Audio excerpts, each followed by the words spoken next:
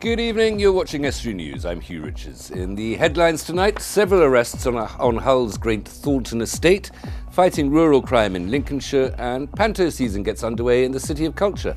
Later in tonight's programme, I'll be talking to Martin Goodman about vampires. Before that, Anne Brown and Maggie Watts on Pancreatic Cancer Awareness Month.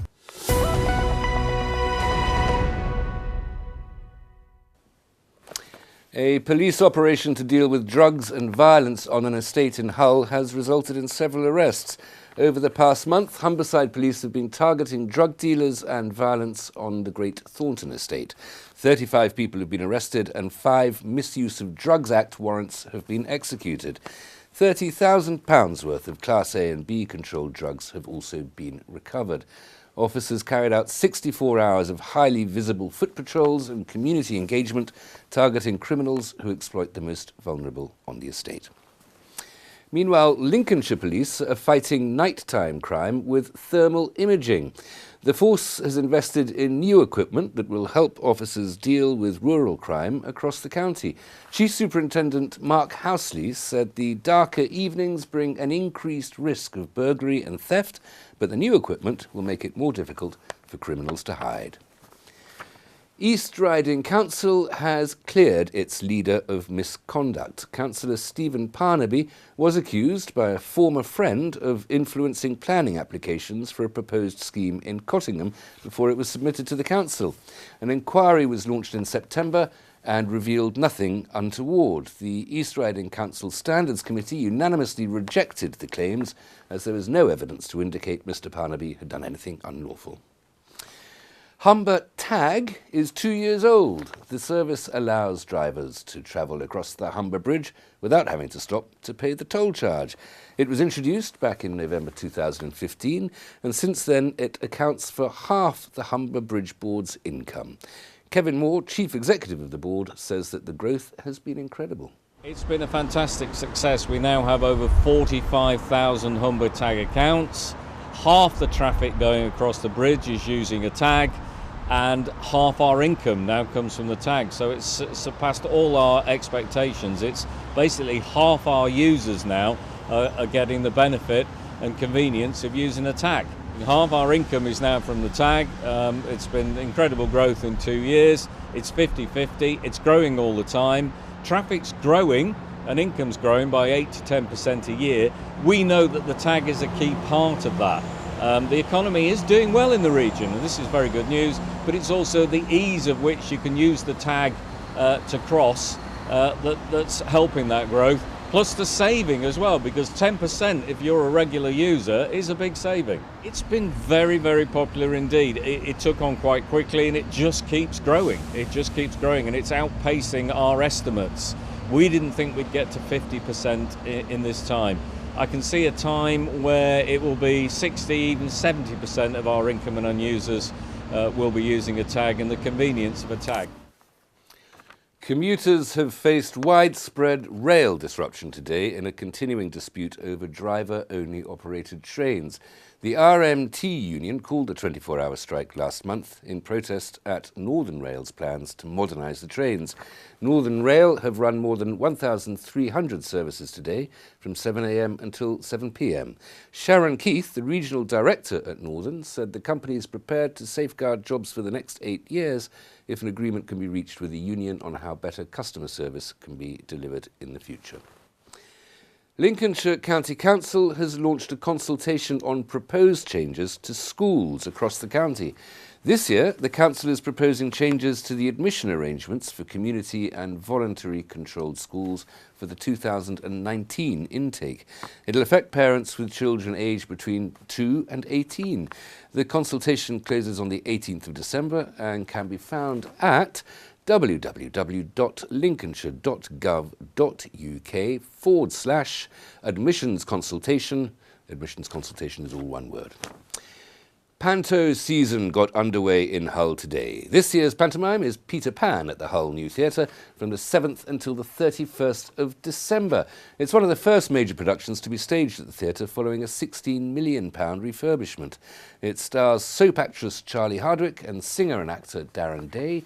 He says he's looking forward to reprising the role of Captain Hook and returning to Hull during its year in the spotlight. It's great to be in Hull. It's great to be back in this role again. I played this role last year in Bradford at the Alhambra and just had an absolute ball. And it's just wonderful to, so the great thing is I myself and Charlie Hardwick, who's playing the Mermaid, we know how good this show is because we did it last year. So we're delighted to be coming back into these roles this year. And of course, this is the first pantomime at the new theatre since the wonderful new refurb, and the theatre I've been here a few times in the past, but it just looks incredible and it feels incredible. So we're very lucky and we're all very proud and very much looking forward to being the first pantomime in the new theatre.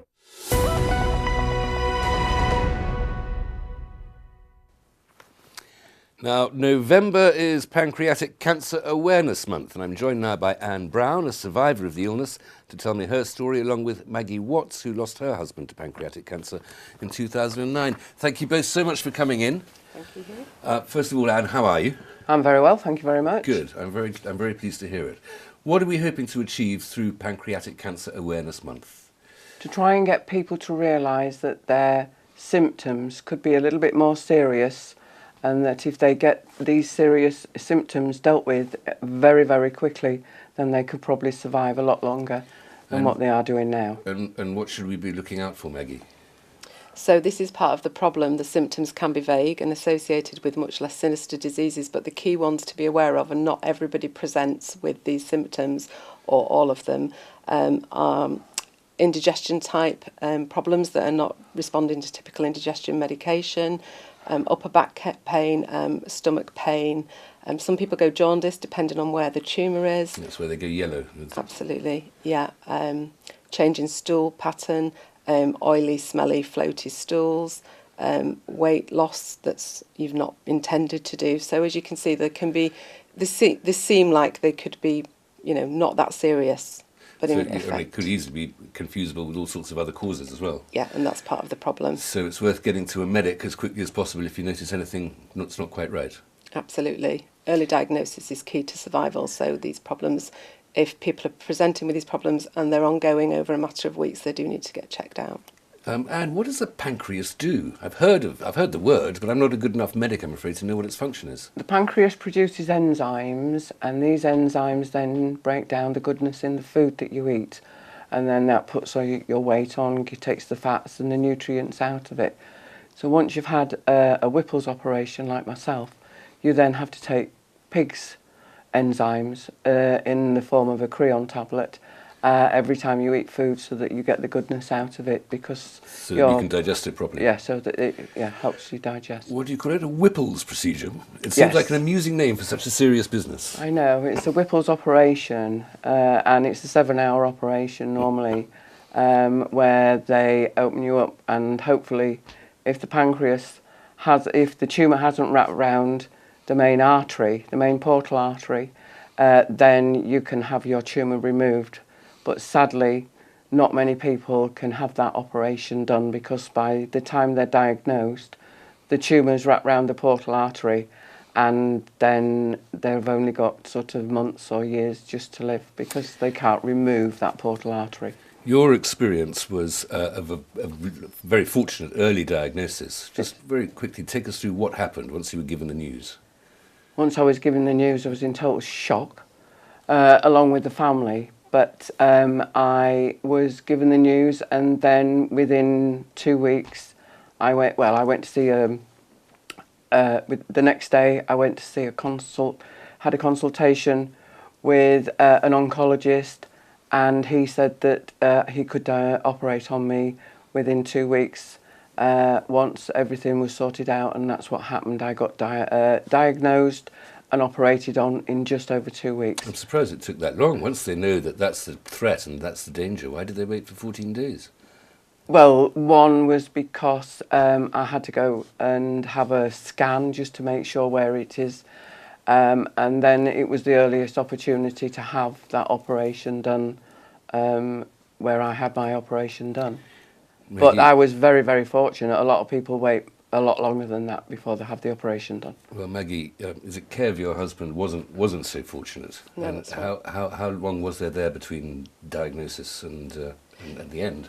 So Kev was told he would have between 6 and 18 months, and he survived 20 months. And actually that is significant impact in terms of pancreatic cancer, and I'm always very grateful that we got that long, because I'm aware of people that have died weeks from diagnosis. And other cancers get a lot of attention, a lot of research, a lot of money thrown at them. What progress has there been made in finding remedies or cures for pancreatic cancer? Sadly, there's been very, very little progress. My husband's mother also died of pancreatic cancer. She died in 1969, so their deaths were exactly 40 years apart. And alarmingly, there was just nothing. No progress had been made in that time whatsoever, so Kev fared no better than his mum did 40 years earlier. And again, this is part of the problem. It's not had the research funding to enable breakthroughs to be made. So I suppose what we're championing, particularly in November for Awareness Month, but all year round really, is more money needs to be put into research for pancreatic cancer. Now, you say, I see your badge, hope is contagious. How should people get in touch to get more information, to put some more money in? Very quickly, please. The website is www.hopeiscontagious.co.uk. It's a charity fund for Pancreatic Cancer Action and Pancreatic Cancer UK. And all of the symptoms are there. So if people just want to visit and make themselves familiar with the symptoms. Thank you very much. Thank you very much, Thank Anne. you very much, Hugh. Thank you. Join me again after the break. Jack will bring us a roundup of all the latest sports news, and I'll be talking to Martin Goodman about a vampire's vampire.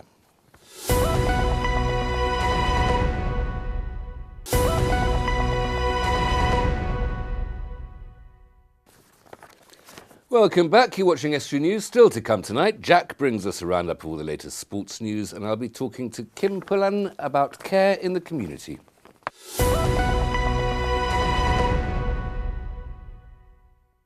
And as promised, I'm talking to Kim Pullan about care in the community right now. Kim, welcome. Thanks very much for coming in. Thank you. You've set up a new organisation which provides care support services. What does that mean? Okay, I've set up a new social enterprise. We're a support service for people receiving care at home. So if you are assessed by the local authority, social services, or the NHS in continuing healthcare, what tends to happen quite often is if you're assessed as needing care, they send an agency in quite often. But direct payments have been in place in this country since 1997.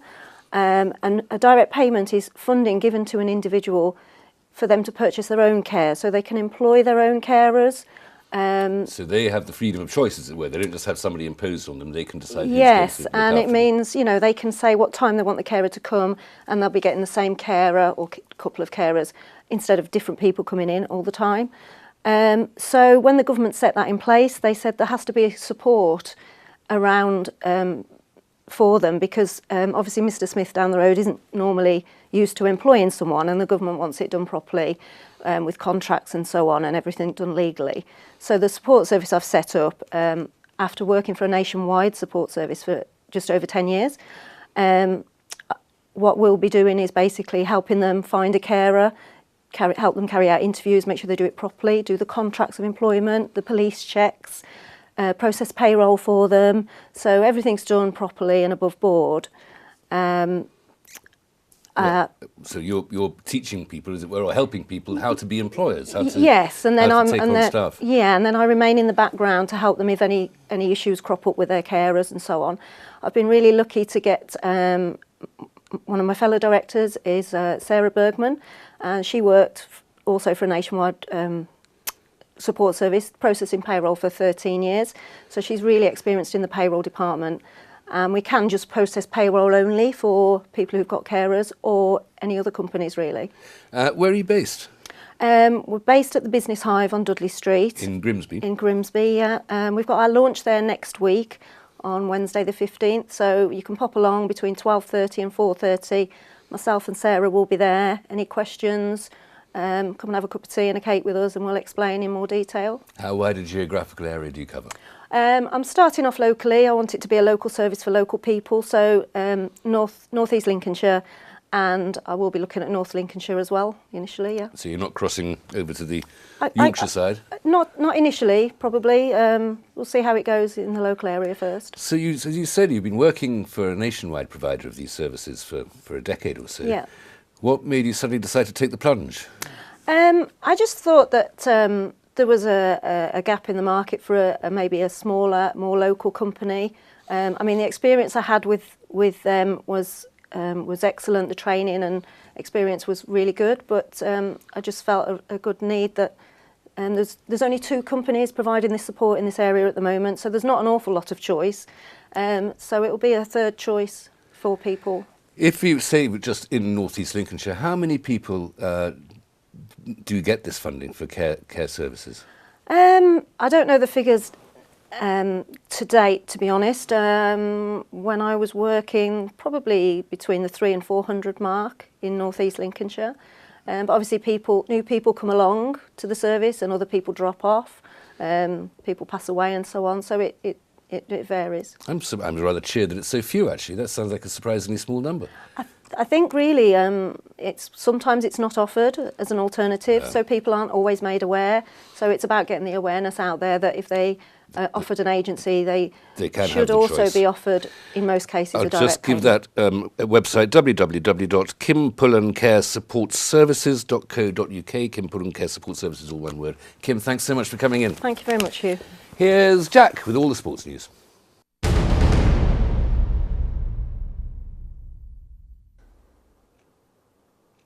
Hull City's under-23s suffered their first defeat in 8 league games when they were beaten 6-1 by Bolton Wanderers on Monday night. The Tigers were behind as early as the 5th minute. Jeff King's pass sent Connor Hall clean through to fire a right-foot shot low past Will Mannion. Bolton made it 4-1 in added time at the beginning of the first period when Will Buckley's pass released Connor Hall to fire low past Mannion. Meanwhile, in other Tigers news, young defender Josh Claxton has joined Halifax Town on a month's loan. He made his senior Hull debut back in August in the Carabao Cup defeat to Doncaster Rovers. Pre-season training gets underway at Hull FC next week. Preparations for next season begin on Monday, with some players reporting back for the first week and others in the coming weeks. The Black and Whites will once again begin the new campaign as the reigning Challenge Cup holders, having retained the trophy for the first time in their history. Head coach Lee Radford says ambitions will remain high again in 2018. Hull KR's Glenn Morrison will not be part of the club's Super League backroom staff. The Australian has left the club to pursue a teaching role overseas. He was recruited by coach Tim Sheens to join his backroom staff midway through the 2017 campaign. James Webster and David Hodgson remain in charge of KR for the first week of pre-season, with the majority of the club's squad reporting back to Craven Park tomorrow morning. And congratulations are in order to Hull Scorpions player Miles Jansen. He is now one step closer to his dream of playing in the major leagues. Instead of starting his A-levels, Jansen will be 3,500 miles away at John Carroll High School in Bel Air, Maryland. He has the chance to play high school baseball in the best league in the state. Jansen's one of the youngest players in the Northern Baseball League, playing for the Hull Scorpions AAA adult team. And that's all for the sport.